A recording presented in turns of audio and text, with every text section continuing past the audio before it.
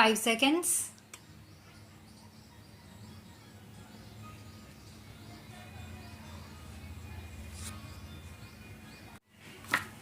Sir, a tax collected by the state for the state GST naturally has to go to the consolidated fund of the state.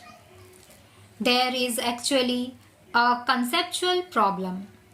Where do revenues collected go? What is the mechanism whereby the distribution is done immediately so that the revenue can be collected and somebody sits on it? That is an important aspect that needs to be clarified. So, that is what I would like that the Honorable Finance Minister to reconsider the amendment number 3 that he has moved. Secondly, that is an important point. You collect revenue. What is the mechanism and what is the time frame within which it is shared between the states and the center? If you don't have that clarity, then how can you collect revenue which does not go into the consolidated fund? That is not permissible under our constitution. That cannot remain in vacuum, hanging somewhere that amount. Therefore, this is a serious lacuna, according to me, that needs to be addressed. Then, there is another amendment number 4 that has been moved by the Honorable Finance Minister.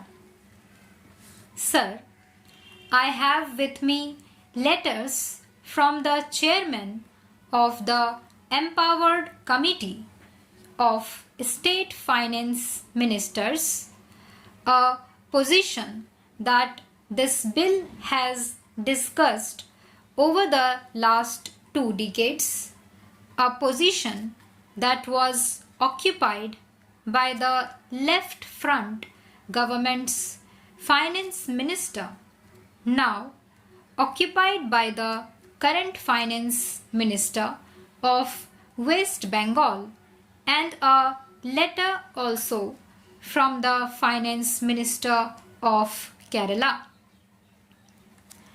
I know letters by the state finance ministers should not normally be read out here. So, I am not reading out these letters.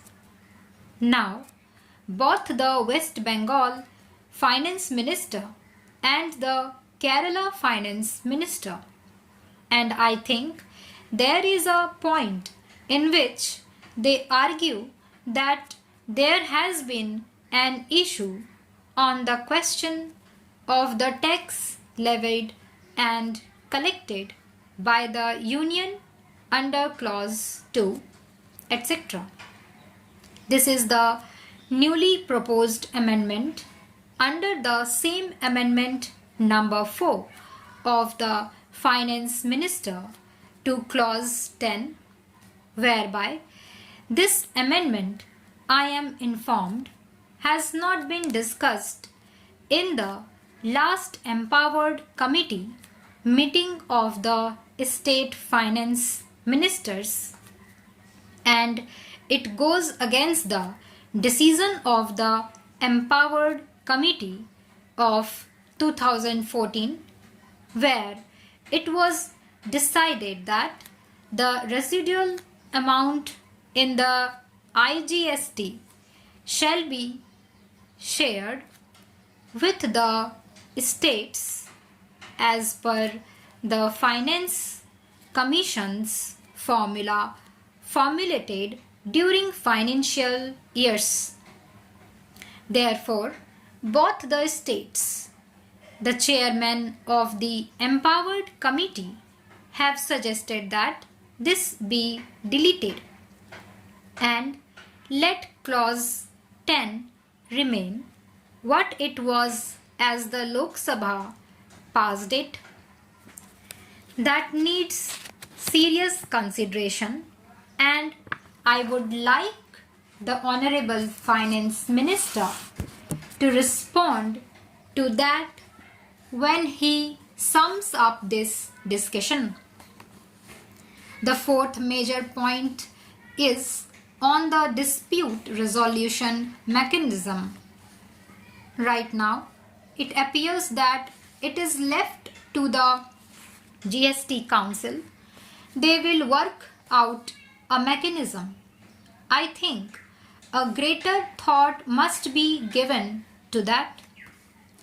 That mechanism must be spelt out more concretely and in a tangible form at the time when the GST bill is brought for consideration. I am requesting the Finance Minister to do so. Finally, sir, I will end with only one point. This is a very serious piece of legislation. We are making a very major radical departure from the revenues collected by the states and the central governments for their functioning. We are making a very major departure from the objectives for which these revenues are collected and how they will be spent. This is of such a major importance that not only the GST bill should come back for consideration, but also all connected with the GST bill must be brought here also for our deliberations. Therefore, they should not be brought as money bills. I myself made an appeal to the Finance Minister. You are aware that I told you earlier of my interpretation of Article 110 of the Constitution of India. It is a non-legal, non-lawyer, common sense interpretation. Article 110 says what are the items that constitute a money bill. Article 110(2) says that what are the items that don't constitute a money bill. Article 110(3) states that in the case of a dispute, the decision of the Speaker of Lok Sabha will be final. Common sense interpretation is that the matters under adjudication of the Honorable of Speaker of Lok Sabha are matters that are not mentioned either in Article 110(1) or Article 110(2). Only then Article 110(3) should come into operation. But now what is happening? Article 110(3) is coming into operation for matters listed in Article 110(1) and 2. I think that is wrong. But anyway, one of our colleagues has taken it to the Supreme Court. Let us wait for the verdict. In that spirit, I had even said this once before. It means that in our indiscretion or hangover from the colonial rule, be correct now. Stop.